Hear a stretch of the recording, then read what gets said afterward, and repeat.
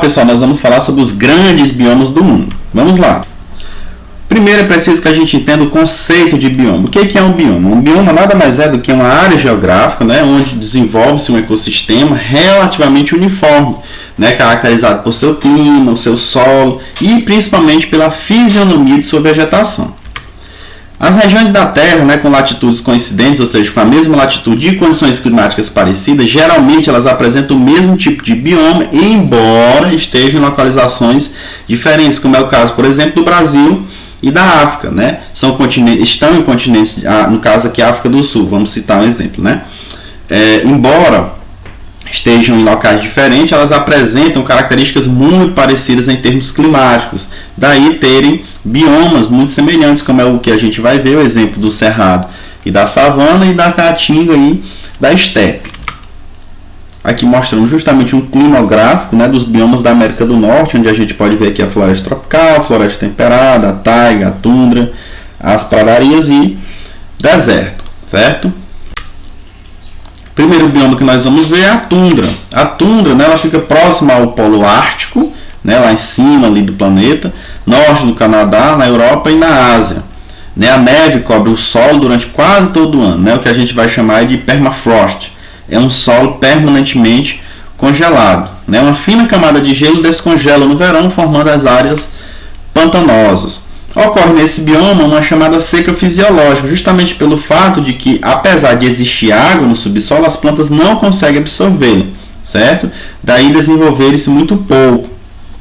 A flora é formada principalmente por musgos e líquens, né, mais ao norte, e gramíneas e pequenos arbustos mais ao sul. Então, ao sul, há um desenvolvimento um pouquinho maior em termos da vegetação em relação à região norte aí da tundra. Então, em relação à fauna de mamíferos, né, destacam-se a rino, o boel mascarado. As aves migram para essas regiões mais quentes, né, durante o inverno. Ou seja, as aves saem dessa região, né, e as aves voam justamente para regiões mais quentes, justamente para acasalar e fazer a postura dos ovos. Aqui nós estamos vendo, né, a fisionomia da tundra. O outro bioma é a taiga, né? A taiga fica abaixo da tundra, fica no hemisfério norte, né, ao sul das tundras. Então o clima é frio, mas é bem menos rigoroso do que na tundra, certo? Então isso permite um desenvolvimento de, por exemplo, uma floresta, chamada de floresta de coníferas, né? Tem esse nome conífera justamente por ser constituída por pinheiros e abetos, né, que tem as chamadas folhas aciculadas, né, como se fossem pontiagudas. A fauna aí é composta por alces, ursos, lobos, raposas, visons, martas, esquilos. Quem nunca ouviu falar em martas, marta, né, é um tipo de animalzinho que lembra muito um esquilo, certo? Aqui vocês podem ver, né, a floresta de conífera do lado esquerdo aí na letra A e na letra B um alce. O outro bioma é a floresta temperada, né, que está localizada na América do Norte, Europa, Rússia, China, Japão e Austrália. Nesse tipo de bioma, né, predominam árvores que perdem as folhas no fim do ano, é o que a gente vai chamar de plantas decíduas, né, por perder essas folhas no fim do outono. Que apresenta, no caso, essa perca de folhas é uma adaptação ao inverno rigoroso. Na Europa destacam-se os carvalhos, né, e as faias. Já na América do Norte predomina o tipo de vegetação, e os bordos. No que diz respeito à fauna, né, destacam-se o javali, o veado, a raposa e a doninha. Aqui vocês podem ver, né, o que seria essa floresta temperada. No caso da floresta tropical, né, está localizada na faixa equatorial da Terra, né, que apresenta um alto índice de chuva, particularmente aí na América do Sul, né, na bacia amazônica, América Central, África, Austrália e Ásia.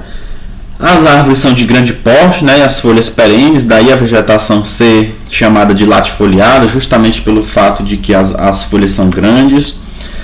Apresentam a reciclagem da matéria orgânica rápida, justamente porque essa matéria orgânica é que dá base ao crescimento da vegetação, né, formando o que a gente vai chamar de humus. No que diz respeito à fauna, né, se destacam os mamíferos, no caso macaco e esquilos, no caso dos répteis as serpentes e lagartos. Tem também mamíferos herbívoros, né, como os veados, as antas, Tem ainda mamíferos carnívoros, né, como onças, gatos do mato e uma quantidade bem grande de insetos. Aqui vocês podem ver um exemplo de uma floresta tropical na letra A, na letra B, uma cobra. No caso da savana, né, se encontra na África, Ásia, Europa, Austrália e nas Américas. Né, a característica aí da vegetação é a presença de arbustos e árvores de pequeno porte, além de gramíneas. Na África ocorrem herbívoros, né, de grande porte, como os antílopes, as zebras, as girafas, elefantes e rinocerontes, e de grandes carnívoros, né, como leões, leopardos, guepardos, além das hienas. Nesse tipo de vegetação aí, vocês podem observar, por exemplo, em alguns documentários ou mesmo filme que passa na África, como é o desenvolvimento da savana. No caso do Brasil, a savana é chamada de cerrado. Certo? Aqui vocês podem ver a ilustração mostrando justamente esse tipo de ambiente que ocorre principalmente aí na África, né? A savana. A pradaria, né? É um tipo de bioma que ocorre na América do Norte e América do Sul. Predominam neles as gramíneas, né? Como vocês devem lembrar que ocorre, por exemplo, no Rio Grande do Sul, aqui em território brasileiro.